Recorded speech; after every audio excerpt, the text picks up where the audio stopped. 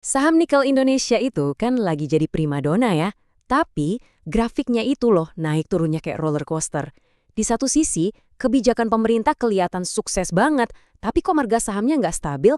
Nah, ini dia teka-tekinya. Yuk, kita bedah bareng-bareng apa sih yang sebenarnya terjadi di balik layar? Oke, sebelum kita terjun langsung ke kasus nikel, kita perlu mundur selangkah dulu nih. Kita harus paham pertanyaan paling dasarnya. Apa sih yang sebetulnya bikin harga sebuah saham itu bergerak? Nah, ini dia pertanyaan intinya. Apa sih yang benar-benar nentuin harga saham? Apakah murni karena performa perusahaannya bagus? Atau jangan-jangan karena ada berita heboh di tingkat global? Atau ada pemain lain yang kita nggak lihat? Ternyata jawabannya jauh lebih rumit dari yang kita kira. Secara garis besar, ada dua mazhab utama nih buat menganalisis saham.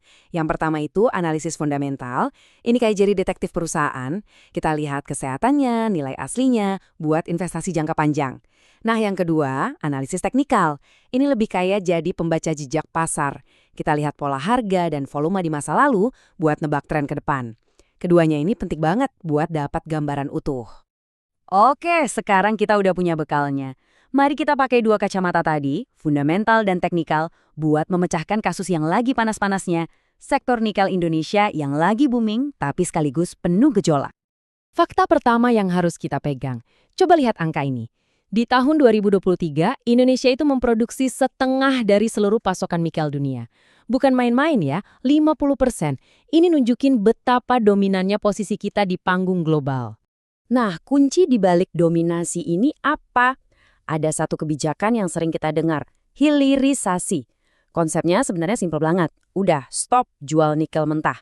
Kita olah dulu di sini, di dalam negeri, biar nilainya naik berkali-kali lipat sebelum diekspor. Logis banget kan strateginya? Dan coba lihat hasilnya. Wow, nilai ekspor itu lompatnya gila-gilaan, hampir 10 kali lipat cuma dalam 5 tahun. Kalau kita pakai kacamata fundamental tadi, ini kan seharusnya jadi kabar super bagus buat perusahaan-perusahaan nikel, iya kan? Tapi, disinilah teka-tekinya muncul. Kalau kebijakannya sukses, ekspornya meroket, kenapa grafik harga saham rata-ratanya malah begini bentuknya? Sempat naik tinggi, tapi terus turun lagi cukup dalam. Rasanya kok nggak nyambung ya? Jadi, ini dia pertanyaan besarnya. Kenapa bisa begitu fluktuatif? Kenapa ada gejolak? Kalau data fundamentalnya kelihatan kuat, kenapa pasar seolah-olah bereaksi kayak ada yang salah? Nah, untuk jawab ini, kita harus gali lebih dalam lagi. Nggak bisa cuma lihat angka ekspor. Oke, mari kita mulai urai benang kusutnya. Langkah pertama, kita coba lihat keluar dulu. Kita lihat faktor-faktor dari panggung global yang mungkin saja kasih efek riak sampai ke pasar kita di sini. Dalam dunia keuangan, ada satu teori yang namanya teori penularan atau contagion theory.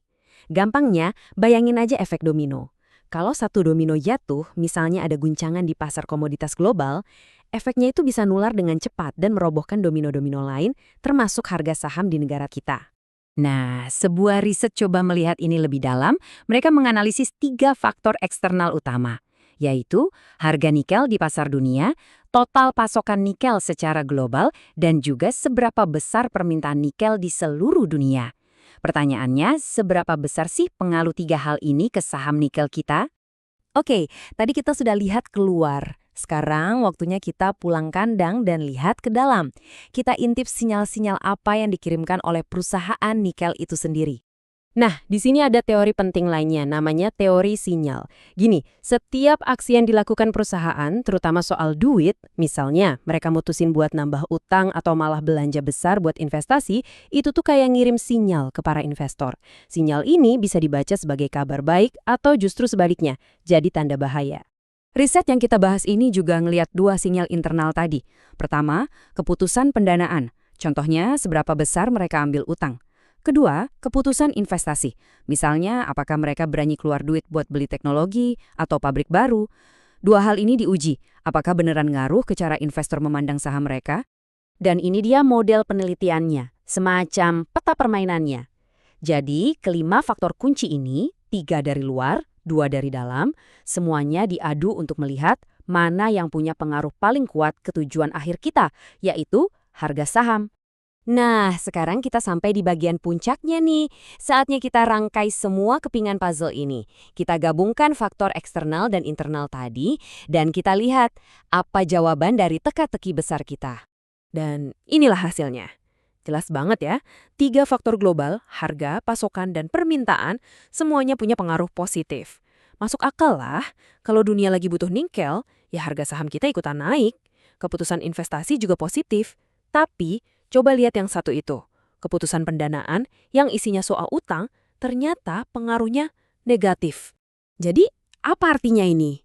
Intinya begini, saat investor lihat sebuah perusahaan numpuk utang banyak, itu jadi lampu merah, dianggap sinyal bahaya, penuh risiko.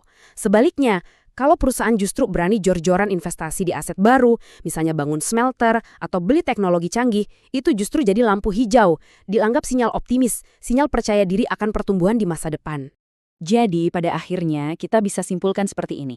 Harga saham itu bukan cuma cerminan satu hal, tapi ini adalah sebuah percakapan yang kompleks, sebuah dialog yang terus-menerus terjadi antara apa kata pasar global di luar sana dan sinyal apa yang dikirimkan oleh perusahaan dari dalam. Nah, sekarang giliran Anda. Dengan bekal kerangka berpikir ini, coba deh perhatikan pasar. Sinyal-sinyal apa aja, baik dari luar maupun dari dalam, yang Anda tangkap hari ini. Karena pada akhirnya, kemampuan membaca sinyal-sinyal inilah yang jadi kunci buat kita bisa menavigasi pasar yang rumit ini.